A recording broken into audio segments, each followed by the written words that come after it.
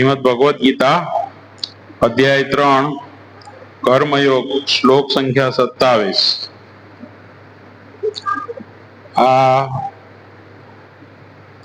આ શ્લોક છે ને બહુ સરસ છે। બધા બોલજો, આમાં અવાજ કરો જરા।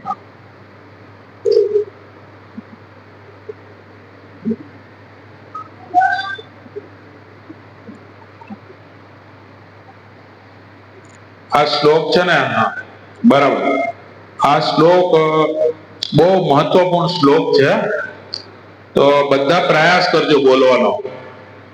આ શ્લોક એટલો સરસ છે કે અહીંયા જે ભગવદ ગીતાની અંદર જે છે ને પ્રભુપાદજી જે 30 શ્લોકનું વર્ણન કરે છે કે બહુ ઇમ્પોર્ટન્ટ શ્લોક છે, એમાંનો આ એક શ્લોક છે, યાદ રહેવો જોઈએ। તો પ્રયાસ કરજો બધા બોલવાનો, હું તમારી સાથે બોલીશ બધા। પ્રકૃતે ક્રિયમાણાની ગુણે કર્માણી સર્વસ અહંકાર વિમૂઢ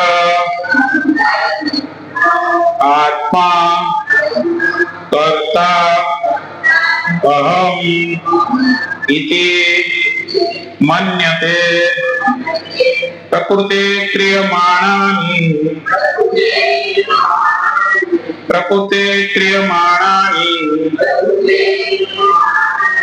ગુણે કર્માણિ સર્વસ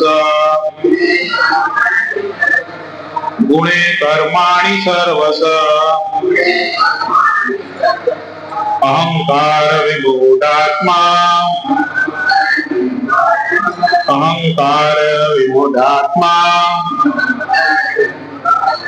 કર્તા અહમ ઇતિ મન્યતે।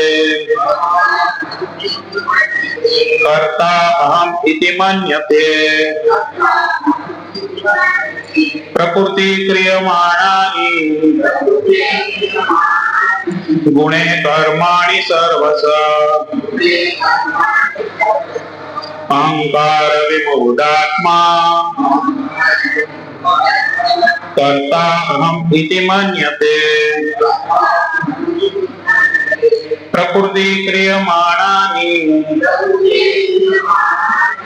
ગુણે કર્માણિ સર્વસ અહંકાર વિમૂઢાત્મા કર્તા અહમ ઇતિ મન્યતે।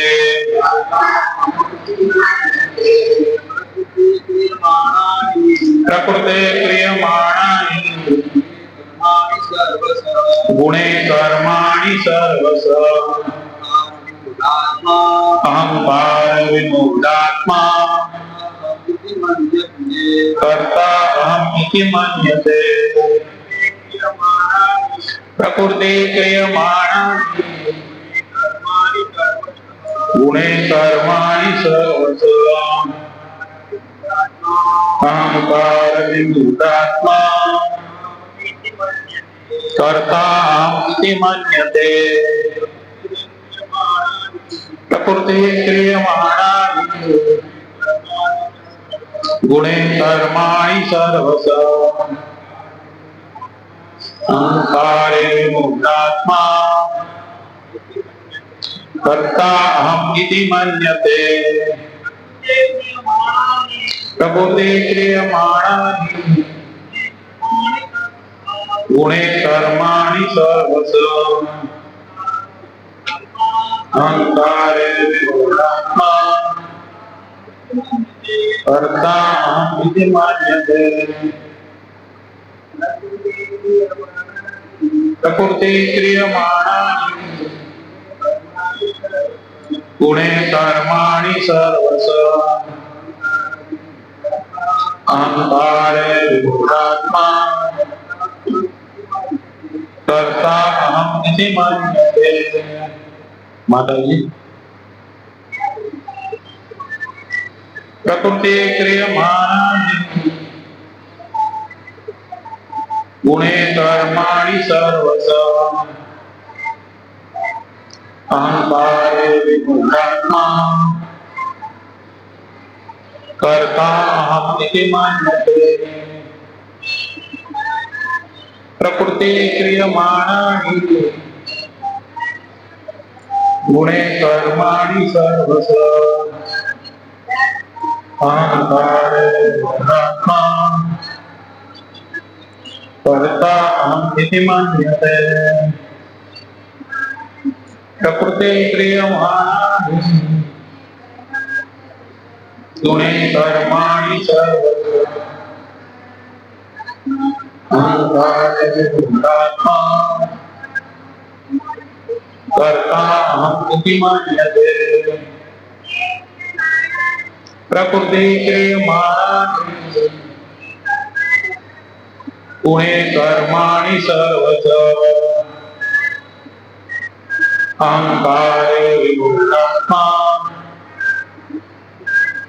कर्ताहम् इति मन्यते प्रकृते क्रियमाणानि गुणे कर्माणि सर्वश अहंकारे विमूढात्मा कर्ताहम् इति मन्यते शब्दना अर्थ છે પ્રકૃતિ ભૌતિક પ્રકૃતિના ક્રિયમાણાની કરતા ગુણો દ્વારા કર્માણી કર્મ સર્વ પ્રકારના અહંકાર વિમૂઢ મિથ્યા અહંકારથી મોહ પામેલો આત્મા કર્તા અહમ હું ઇતિ એમ મન્યતે માને છે અનુવાદ જીવ મિથ્યા અહંકારના પ્રભાવથી મોહગ્રસ્ત થઈને પોતાની જાતને સમગ્ર કાર્યનો કર્તા માની લે છે, પણ હકીકતમાં ભૌતિક પ્રકૃતિના 3 ગુણો દ્વારા તે થતા હોય છે. એકવાર બોલજો. જીવ મિથ્યા અહંકારના પ્રભાવથી મોહગ્રસ્ત થઈને પોતાની જાતને સમગ્ર કાર્યનો કર્તા માની લે છે, પણ હકીકતમાં ભૌતિક પ્રકૃતિના 3 ગુણો દ્વારા તે થતા હોય છે. ભાવાર્થ શ્રી પ્રભુપાદથી જાય. પ્રભુપાદ દ્વારા એક કૃષ્ણ ભાવના પરાયણ મનુષ્ય તથા બીજો ભોગ પરાયણ મનુષ્ય એવા બંને સમાન સ્તરે અને સમાન પદે રહીને કાર્ય કરતા ભલે દેખાય, પરંતુ તેમની પોતાની અવસ્થામાં હકીકતમાં આકાશ પાતાળ જેટલો અંતર હોય છે. ભૌતિક ચેતના વાળો મનુષ્ય મિથ્યા અહંકારને કારણે એમ માની લે છે કે તે પોતે જ બધી વસ્તુઓનો કર્તા છે. તે જાણતો નથી કે શરીર રૂપી યંત્ર ભૌતિક પ્રકૃતિ દ્વારા ઉત્પન્ન થયું છે અને પ્રકૃતિ પરમેશ્વરના નિરીક્ષણ હેઠળ કાર્ય કરે છે.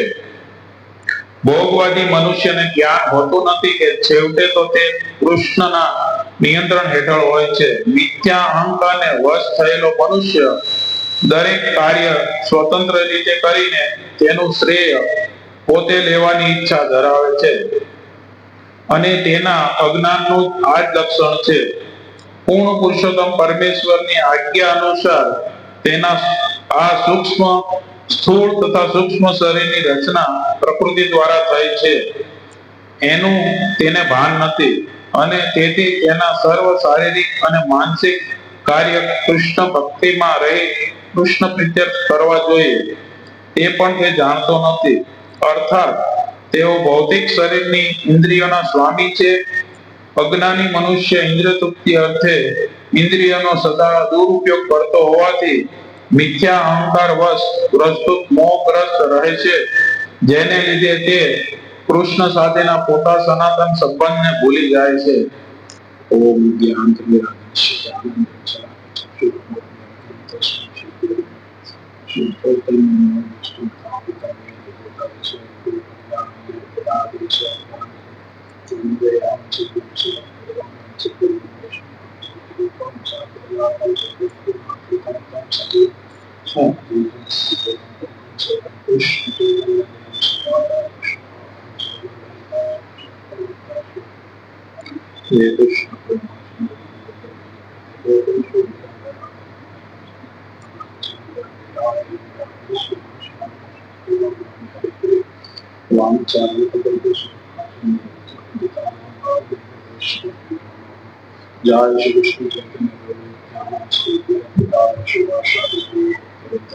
હરે કૃષ્ણ કૃષ્ણ કૃષ્ણ હરે હરે, હરે રામ રામ રામ હરે હરે, હરે કૃષ્ણ કૃષ્ણ કૃષ્ણ હરે હરે, હરે રામ રામ રામ હરે હરે, હરે કૃષ્ણ કૃષ્ણ કૃષ્ણ હરે હરે, હરે રામ રામ રામ હરે હરે.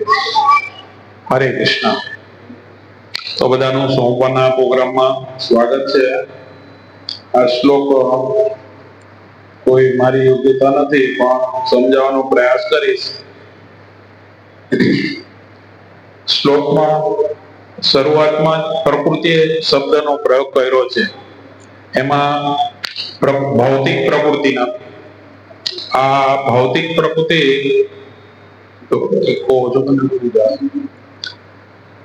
ભૌતિક પ્રકૃતિ જે ભગવાનની એક શક્તિ છે, જે ભગવાનના અંદરમાં કામ કરે છે. આ શક્તિ 3 ગુણોની બનેલી છે: સત્વગુણ, રજોગુણ અને તમોગુણ. આ શ્લોકમાં સમજાવે છે કે ભૌતિક પ્રકૃતિના 3 ગુણો દ્વારા જે થાય છે. તો 3 ગુણનું વર્ણન છે આની અંદર, આ શ્લોકમાં. આપણને એવું લાગે કે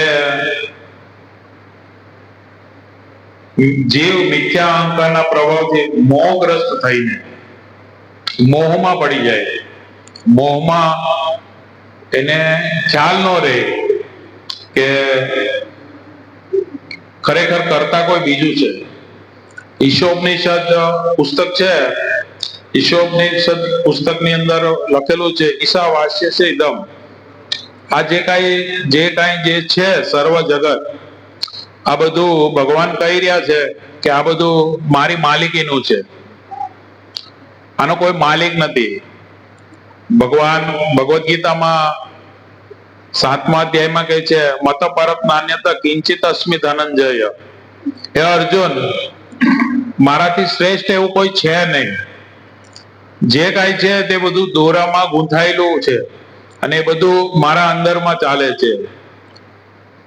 10મા અધ્યાયમાં ભગવાન વળી પાછું સમજાવશે 10મા અધ્યાયના શ્લોકમાં કે આ જે ભૌતિક જગત છે, આ જે જગત, એ બધું મારી અંદરમાં બધું કામ કરી રહ્યું છે. તો આપણને એવું લાગે કે આપણે જાતે કરી રહ્યા છે. વૈજ્ઞાનિક લોકોનો એક મત છે. વૈજ્ઞાનિક લોકો આપણને ભ્રમમાં નાખે અને એ લોકો કે અમે આ બધું સંશોધન કર્યું અને આવી રીતે બધું ચાલે છે એમ. પણ હકીકતમાં એ લોકોથી કાંઈ ચાલતું નથી. એ લોકો એની પ્રયોગશાળામાં એક નાનું એવું મચ્છર પણ નથી બનાવી શકતા. શરીરની અંદર જીવાત્મા પણ નથી પૂરી શકતા. તો આ પ્રકૃતિ જે છે એ માયાદેવી દ્વારા 84 લાખ શરીરનું એ સર્જન કરે છે. 84 લાખ શરીરની અંદર જીવો એની અંદર આમથી આમ શરીરમાં ટ્રાન્સફર થયા કરે છે. આ અત્યારે જે સાયન્ટિસ્ટ છે, જે વૈજ્ઞાનિક લોકો, જે ઉચ્ચ બુદ્ધિ જેને કે અત્યારે લોકો, હકીકતમાં એ દુર્બુદ્ધિ વાળા છે. કેમ કે આધ્યાત્મિક બુદ્ધિ નથી. પ્રભુપાદ આધ્યાત્મિક બુદ્ધિની વાત કરે છે કે આધ્યાત્મિક બુદ્ધિ અને ભૌતિક બુદ્ધિ. તો આધ્યાત્મિક બુદ્ધિ એવી છે કે આધ્યાત્મિક બુદ્ધિમાં ખબર પડે આપણે કોણ છે, આપણો ભગવાન સાથેનો સંબંધ શું છે, હું શા માટે આ જગતમાં આવ્યો છું, શા માટે આ શરીર બદલ્યા કરું છું, તો આ ખબર પડે. આ શ્લોકમાં પ્રભુપાદજીએ સમજાવ્યું, એક સૂક્ષ્મ શરીર હોય, સ્થૂળ શરીર જે આ પંચ ધાતુનું બનેલું એક સૂક્ષ્મ શરીર, એની અંદર મન, બુદ્ધિ ને અહંકાર હોય. આ અહંકાર જયારે મિથ્યા અહંકાર થઈ જાય ને ત્યારે ઈ અહંકાર એવું માને કે કરતા અહમ ઇતિ મન્યતે. અમારે છોકરો છે નાનો, તો એ વિમાન ઉડતું હોય ને તો એને એવું લાગે, પ્રભુપાદજી સમજાવે એવી રીતે કે એ વિમાન એની જાતે ઉડે છે, પણ વિમાન એની જાતે ન ઉડે. કોઈ એની અંદર ચલાવનાર વ્યક્તિ છે. એક કાર હોય, મોટર કાર રોડ ઉપર દોડતી હોય તો એની અંદર એક ચલાવનાર વ્યક્તિ હોય. એવી રીતે આ શરીરને પણ ચલાવનાર એક વ્યક્તિ છે, જે આ જગતના માલિક છે. પણ અહંકારને કારણે આપણને એવું લાગે છે કે કરતા અહમ ઇતિ મન્યતે. જેવી રીતે ઉદાહરણ તરીકે પ્રભુપાદજી એક આચાર્યના પાસેથી સાંભળ્યું હતું કે ભાવેશભાઈ છે, આપણા ભાવેશભાઈ તમારો હાથ ઉપર કરો ને, જમણો હાથ. આ ભાવેશભાઈ ને કીધું એટલે તરત ભાવેશભાઈ એનો જમણો હાથ ઉપર કર્યો. જોયું ને આપણે બધાએ, ખાલી મેં અહીંથી મેં કીધું અને એને એનો જમણો હાથ ઉપર કર્યો. એની જાતે એને નથી કર્યો, સમજ્યા? આપણે કીધું એને અને એને કર્યું. એટલે કોઈક છે જે કંટ્રોલ કરે છે. ભગવદ્ ગીતાની અંદર સેમ આવી રીતે જ છે. ભગવદ્ ગીતાના આગળમાં શરૂઆતમાં એક પોસ્ટર છે જે પ્રકૃતિના 3 ગુણોનું વર્ણન કરે છે.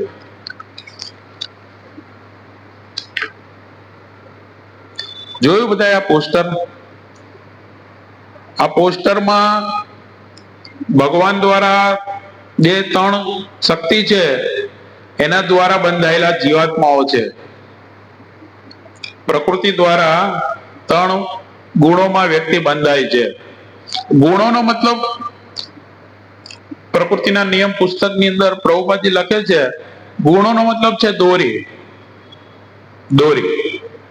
આપણે દોરી જોયું, આપણે હાર હારની દોરી છે, કોઈ પણ દોરી, એ દોરી જોઈ બધાએ? દોરી કેવી હોય? દોરી 3 હરની હોય, 3 હરની દોરી હોય. એ 3 ને વળ ચડાવેલા હોય. આ વળ ચડાવેલી દોરી હોય. આ વળ ચડાવેલી દોરી છે ને આપણને વળ ચડાવી દે છે. આપણા વળ ચડાવી દે. એ વળને લીધે આપણને એવું લાગે કે આપણે સત્વગુણમાં છે, રજોગુણમાં છે, તમોગુણમાં છે. આપણે વળમાં ને વળમાં હાલ્યા છે. મૂળ વળ છે ને એ પ્રભુપાદજી આ શ્લોકના માધ્યમથી સમજાવે. આ અહંકારને કારણે આપણે સમજી નથી શકતા. ખરેખર આપણે તો એક આત્મા છે. આપણને આ શરીર જે મળ્યું છે એ ટાઈમ પૂરતું શરીર દેવામાં આવ્યું છે. આ શરીરની વેલ્યુ છે કે આ શરીરના માધ્યમથી આપણે ભગવાનનો આ સંદેશને સમજી શકવાનો. અને પછી જન્મ કર્મ ચ દિવ્યમ, ભગવાનનું આ જગતમાં આવવું અને જાવું આ સમજીને આપણે ભગવાનના ધામમાં પાછું જવાનું, જ્યાં દેહાંતર નથી. જાતસ્ય ધ્રુવ મૃત્યુ. નહીતર આપણે છે ને તો આ શરીર છોડશું ને પાછું બદલાવવું પડશે. પ્રકૃતિના નિયમ પુસ્તકની અંદર પ્રભુપાદજી સમજાવે છે કે જે આ મૂળાક્ષરો છે ને એમાં મૂળાક્ષરોમાં પ, ફ, ભ, મ અને એવા 5 અક્ષરો છે. આ પ નો અર્થ સમજાવ્યો છે પરિશ્રમ. એટલો પરિશ્રમ કરીએ છીએ કે આપણે મૂળ આપણી જે ભગવત ચેતના છે ને એનાથી આપણે વિમુખ થઈ જાય. પછી ફ શબ્દનો અર્થ પ્રભુપાદજી સમજાવ્યો ફીણ. કોઈ પણ વ્યક્તિ બહુ પરિશ્રમ કરે, બહુ એ કરે, પ્રભુપાદજીએ સમજાવ્યું અંદર એ શ્લોકમાં કે ઘોડો હોય, ઘોડો બહુ દોડે, ઘોડો દોડે ને તો એને મોઢામાં ફીણ આવી જાય. હકીકતમાં હાન થાય તો આપણને ફીણ જ આવી જાય છે, પણ મજા આવે છે એમ. જાવું નથી ભગવત ધામ. એટલે ફ નો મતલબ ફીણ આવી જવું, પ્રભુપાદજી કે ફીણ આવી જાય. મ નો મતલબ છે મૃત્યુ, ભ નો મતલબ છે ભય. આ મૃત્યુ આવી જવાનું છે, ભય છે કે નજીકના સમયમાં આપણી પાસે આટલું ધન છે, નજીકમાં આટલું હશે, ચાલ્યું જ હશે, આવા ભયથી આપણે વ્યસ્ત રહીએ છીએ. તો આ બધા જે શબ્દનો અર્થ છે ને, અ બ આ વ આ બધા, આનો પ્રભુપાદજી લખે છે કે અપવર્ગ. અપવર્ગ, આ કૃષ્ણ ભાવનામૃત આંદોલન આ અપવર્ગ આંદોલન છે. મને એવું થયું અપવર્ગ આંદોલન, હા ખરેખર આ જે ચિંતાઓમાંથી આપણે બહાર નીકળી જાય. આ શ્લોક ને અંદર આપણને એ જ સમજાવે છે કે મિથ્યા અહંકારને કારણે, મિથ્યા અહંકાર એવો છે એને કારણે આપણે એવું માને છે કે કર્તા અહમિતિ મન્યતે, કે જે કઈ કરી રહ્યો છું એ હું મારી મહેનતને કારણે કરી રહ્યો છે, ભગવાન આમાં કરતા નથી. પણ હકીકતમાં આ પ્રકૃતિના 3 ગુણો દ્વારા થાય છે. ભાવાર્થમાં પ્રભુપાદજી સમજાવે છે કે એક કૃષ્ણ ભાવના પરાયણ મનુષ્ય તથા બીજો ભોગ પરાયણ મનુષ્ય, એવા બંને સમાન સ્તરે અને સમાન પદે રહીને કાર્ય કરતા ભલે દેખાય, પરંતુ તેમની પોતપોતાની અવસ્થા હકીકતમાં આકાશ પાતાળ જેટલું અંતર હોય છે. 2 વર્ગ પાડ્યા પ્રભુપાદજી, 2, એક આધ્યાત્મિક કાર્ય કરતો અને એક ભૌતિક કાર્ય કરતો. આધ્યાત્મિક કાર્ય કરે છે એને આનંદ મળે છે અને ભક્તિમય સેવામાં પણ લાગેલો છે. એક આસુરી ગુણ વાળો છે, એક દેવી ગુણ વાળો છે. આસુરી ગુણ વાળો છે ને ઈ એવું સમજે કે જે કાંઈ ચાલે છે એ બધું આપણી મહેનતથી ચાલે છે. જેવી રીતે અત્યારે યુદ્ધ ચાલે છે તો યુદ્ધનો માહોલ છે, તો એ લોકોને ખબર નથી કે હજારો માણસો મરી રહ્યા છે, નુકસાન થઈ રહ્યું છે, ખાલી એક જમીનના ટુકડા માટે. થોડોક જમીન, જો આ ઓઇલના કુવાના તે મારા હાથમાં આવી જાય તો પછી હું ખૂબ ધન કમાઉં, આવી. તો આ ચેતના છે રજોગુણી ચેતના. રજોગુણી ચેતના લોક પ્રવૃત્તિ માટે ભેગી કરે, લોક, વધારે પડતો લોભ. આ રજોગુણી ચેતનાને કારણે એ લોકો એકબીજાને મરવા માટે તૈયાર થઈ જાય. મહાભારતના યુદ્ધની અંદર પણ આ રજોગુણી ચેતના હતી. દુર્યોધનને કીધું કે તું ભાઈ આ લોકોને 5 ગામ આપી દે, એક 100નો ભાગ જેટલો પણ જગ્યા આપવાની નથી હતી. એ મને મારીને જોઈએ તો બધું લઈ જાય એમ, પણ બાકી લડી લેવાનું છે, કાંઈ દેવાનું નથી. તો રજોગુણી ચેતના હતી. અને સત્વગુણી ચેતના જે આપણને ભગવાન તરફ આગળ લઈ જાય. સત્વ તો સમજાય તે, સત્વથી આપણને ખ્યાલ આવે કે ભગવાન કરતા છે, માલિક ભગવાન છે અને આપણે એના દાસ છીએ. પ્રભુપાદજી આપણને આ દાસ બનવાની ટ્રેનિંગ આપે છે કે આપણે અહંકારને કારણે આપણે માલિક બની બેઠા છીએ આ ભૌતિક પ્રકૃતિ જગતમાં. જેવી રીતે બલિ મહારાજ, રાજા ભાગવતમની અંદર છે કે બલિ રાજા હતા, એમના ઉપર ભગવાને પગ મૂકીને બતાવ્યું કે બધું 3 ડગલામાં બધું જ એને માપ લઈ લીધું, બતાવી દીધું કે આ બધું મારી માલિકીનું છે એમ. અને બલિ રાજાએ તરત જ આત્મસમર્પણ કરી દીધું. ભાગવતમનો છેલ્લો સિદ્ધાંત છે કે આપણે આત્મસમર્પણ પર આવવું જોઈએ એમ, કે ધીરે ધીરે ધીરે પ્રભુપાદજીએ આપેલા નિયમો પ્રમાણે 16 માળા કરતા કરતા 4 નિયમોનું પાલન કરી અને આવા સાહિત્યોના માધ્યમથી, પુસ્તકોના માધ્યમથી આપણે આ શીખ લેવાની છે કે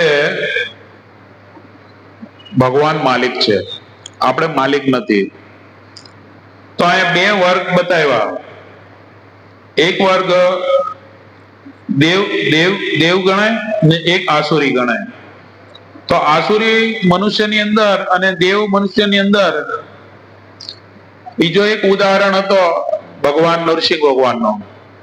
ભગવાન નરસિંહ પ્રાગટ્ય દિવસ હમણાં આવે છે, તો એમાં હિરણ્યકશિપુ હતો, આ હિરણ્યકશિપુ આવો જ હતો, એક અસુર હતો. એની ચેતના કેવી હતી? ગામના તો લોકોને બધાને કે, પણ એના છોકરાને પણ એવું કહેતો હતો. એના છોકરાને પ્રહલાદ એને પણ કે હું ભગવાન છું એમ.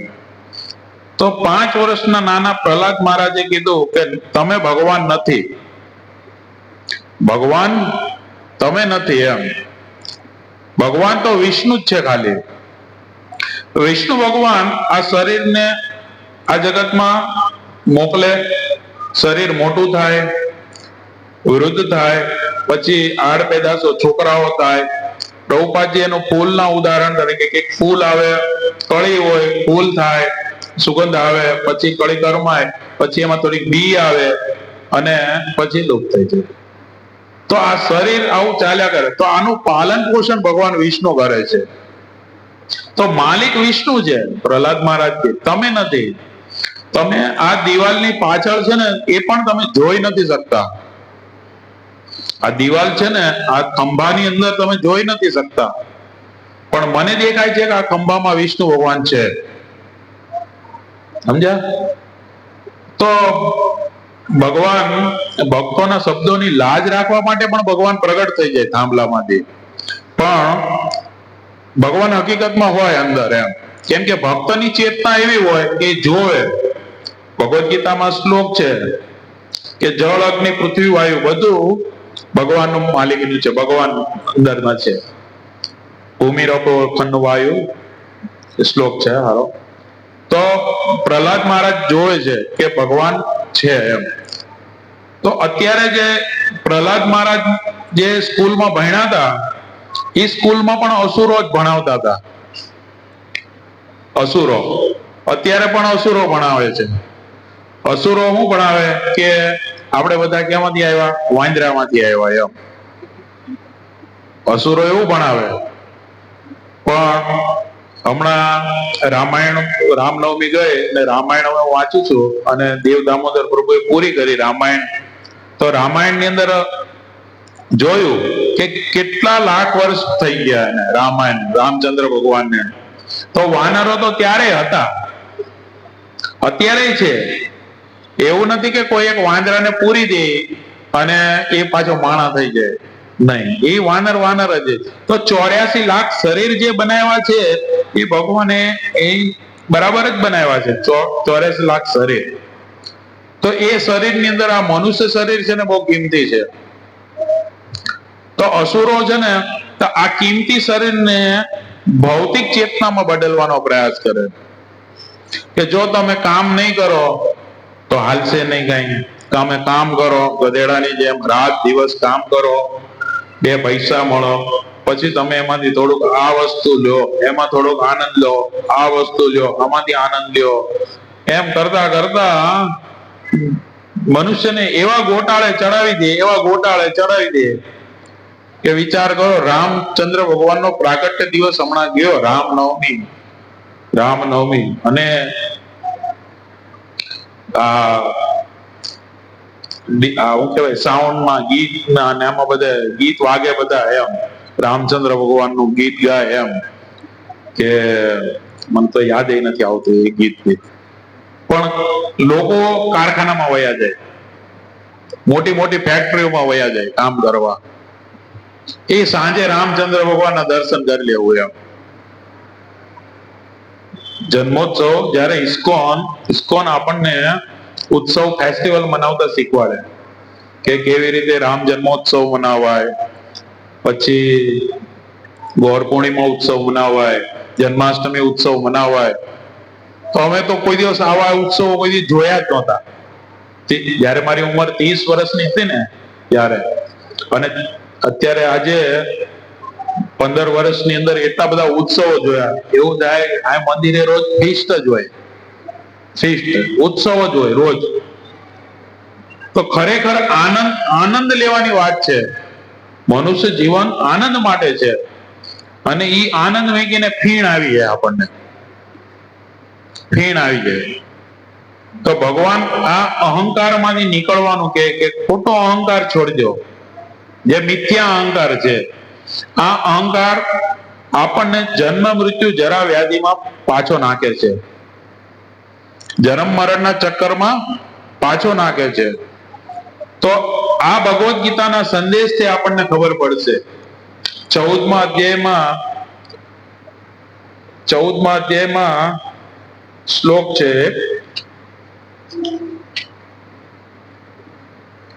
ત્રણ ગુણો સત્વ રજ તથા તમ દ્વારા મોહ પામેલું આ સમગ્ર જગત ગુણાતીત તથા અવિનાશી એવા મને જાણતું નથી.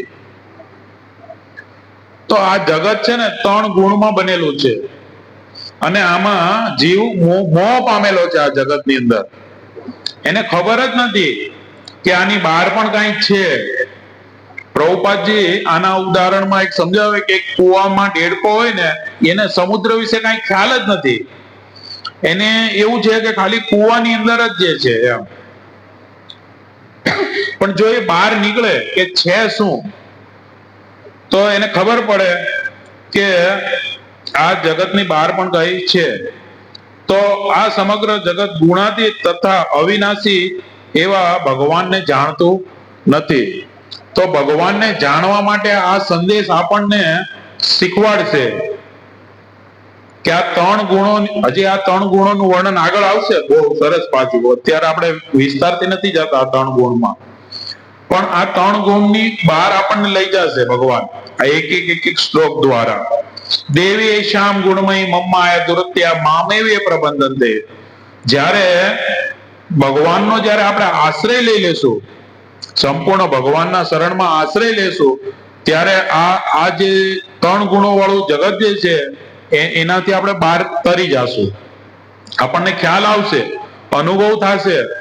જેવી રીતે હું 2 રોટલી ખાતો હોય ને પછી 5 રોટલી ન હાલે, મને ખબર પડી જાય 5 નહીં હાલે. તો એવી રીતે આપણને અનુભવ થાય કે ખરેખર આ જગતમાં આપણે જે કઈ કરીએ છીએ ને, બહુ મહેનત વાળું કામ કરી રહ્યા છે. જો આપણને આ સંદેશ આપણે વહેલા જલ્દી સમજી લઈશું ને, અને પ્રભુપાદજી જેવા જો આવા આચાર્યોનો સંગ આપણને આ પુસ્તકોના માધ્યમથી કરીશું તો ખબર પડી જશે જલ્દી.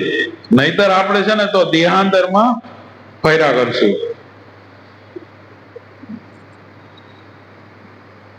ભૌતિક ચેતના વાળો મનુષ્ય મિથ્યા અહંકારને કારણે એમ માની લે છે કે તે પોતે બધી વસ્તુઓનો કર્તા છે. શરીર રૂપી યંત્ર પ્રકૃતિ દ્વારા ઉત્પન્ન થયેલું છે, આપણે સમજ્યા. તેનું તેને ભાન નથી, અને તેથી તેના સર્વ શારીરિક માનસિક કાર્યો કૃષ્ણ ભક્તિમાં રહી કૃષ્ણ પ્રત્યક્ષ કરવા જોઈએ. તો વ્યક્તિએ દરેક કાર્ય જે છે, આપણે મન ભગવાનમાં લગાવવું જોઈએ. જીભને ભગવાનના ગુણગાન ગાવા માટે, પ્રસાદનો આસ્વાદન લેવા માટે, કાનને ભગવાનની કથા શ્રવણ કરવા માટે, આ હાથ પગને મંદિરે જવા સેવા કરવા માટે, આવી ચેતના વાળું આપણે આ બનાવશું શરીરને, તો આપણે સરળતાથી આ જગતને પાર કરી શકશું. કૃષ્ણ ભાવનામૃત આંદોલન પ્રભુપાદજીએ જે આ મોહગ્રસ્ત થયેલા જીવો છે એ લોકોને બહાર કાઢવા માટે બનાવ્યું છે. તો આને ગંભીરતાથી લેવું જોઈએ. ને આ 3 ગુણો છે, સત્વગુણ, રજોગુણ અને તમોગુણ. તો તમોગુણમાંથી આપણે જોઈએ છે કે પ્રભુપાદની કૃપાથી, ચૈતન્ય મહાપ્રભુની કૃપાથી આપણને જે આ ભારત ભૂમિમાં જન્મ મળ્યો એનો સાર્થક કરવાનો આપણે જે પ્રયાસ કરી રહ્યા છે, તો આ સફળ થશે.